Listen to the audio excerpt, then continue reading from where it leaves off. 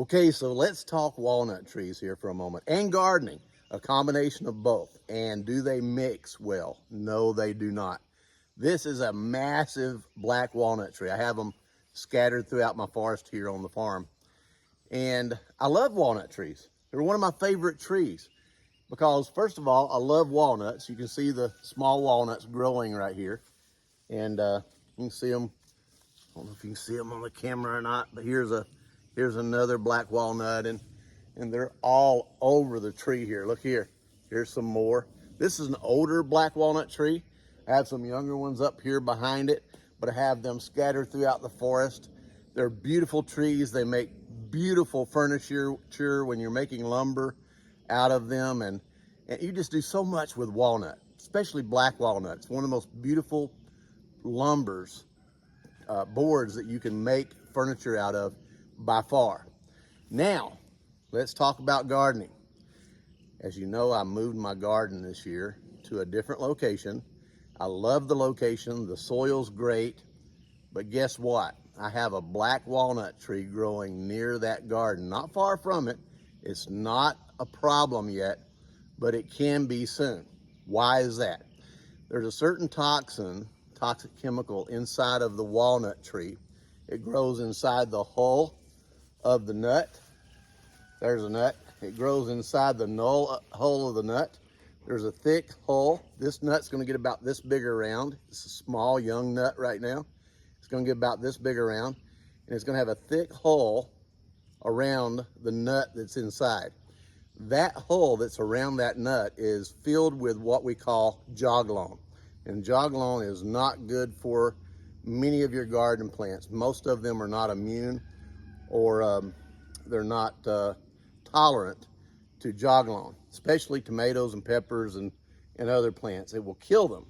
So anyway, not just inside the hull of the nut, but also in the leaves as they fall in the autumn, and also in the inner bark of the tree, right underneath that layer, that cambium layer, and then especially in the roots. And this is the canopy, believe it or not, of the big walnut tree behind me.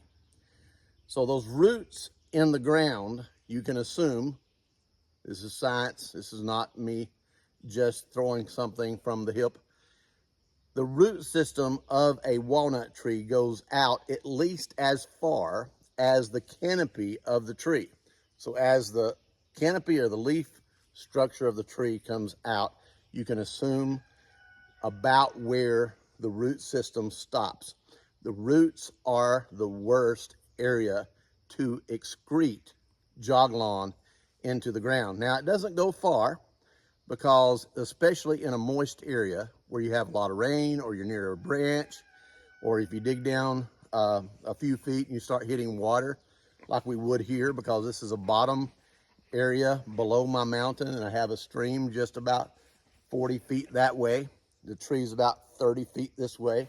I can pretty much imagine that the tree roots go all the way to the branch, but water dilutes it, neutralizes it. So if I were to go 15 feet from here where I'm standing and start a garden, it would be probably fine. I want to go a little further than that just for safety measures. But what does juglone do to your plants? Juglone is a chemical inside that walnut tree. It's in other trees as well. It can be in cottonwood, hickory trees, other trees, but not as concentrated as the walnut tree. What it does to your plants, especially if you use a tomato plant or a pepper plant, for example, those are very, very delicate plants. If juglone touches those plants in any way, gets to them in any way, through the water, through the soil, it's going to cause those leaves to turn yellow, wilt, and many times it will kill your plant. Most of the time it's going to dwarf and cause that plant not to yield well and not to grow well. And as you know, it's hard enough to get those delicate plants to grow anyway. Now, saying all that, I'm gonna take you down here to my garden, and I'm gonna show you why I'm going to have to remove a walnut tree. It's not a big one. It's only about so big around, but I'm not going to let that go to waste. I'm going to cut that tree down, get it out of the way, get it away from the garden, because the garden's new. We just planted it in June. It's a late garden.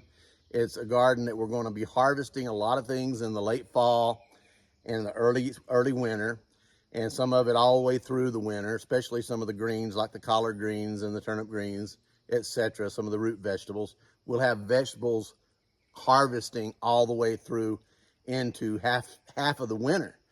But at the same time, we do not want that garden to be affected by the Juglone in our walnut trees here on the forest. So I had to watch as I was clearing out between the garden and the creek. I didn't realize that I had a walnut tree growing in that area. Thought about leaving it, but then I thought again, my garden is more important than that tree. But what can I do with that tree? If the tree's too small, can't do much. But if the tree's big enough, I can get enough meat out of that tree, maybe even to build a chair or a stool, or maybe even a chair and a stool, just to be able to put into the cabin or on the porch and to make use of it. Or if someone wants to buy it, might even sell it. But the point is, that tree has to go. And you know why. Don't allow it to kill your food. Your food is priority. Sometimes you have to take a tree down so that your food is protected. That's part of farming. That's part of the cycle of what we do around here.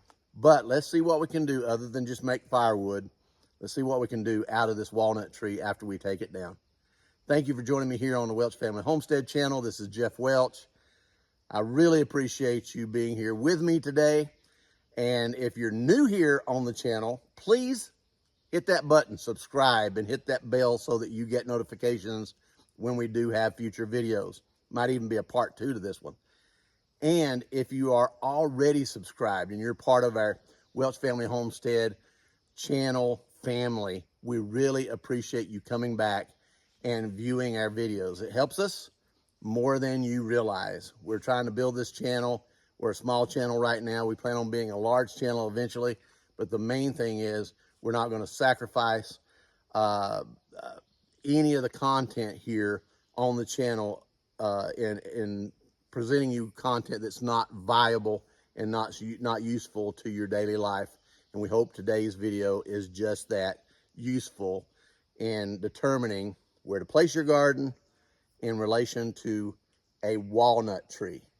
And I think you're going to understand after you watch this video. And maybe, just maybe, you might even try making you a piece of furniture out of a piece of firewood or a tree nearby and have fun with some wood. As you know, I love woodworking.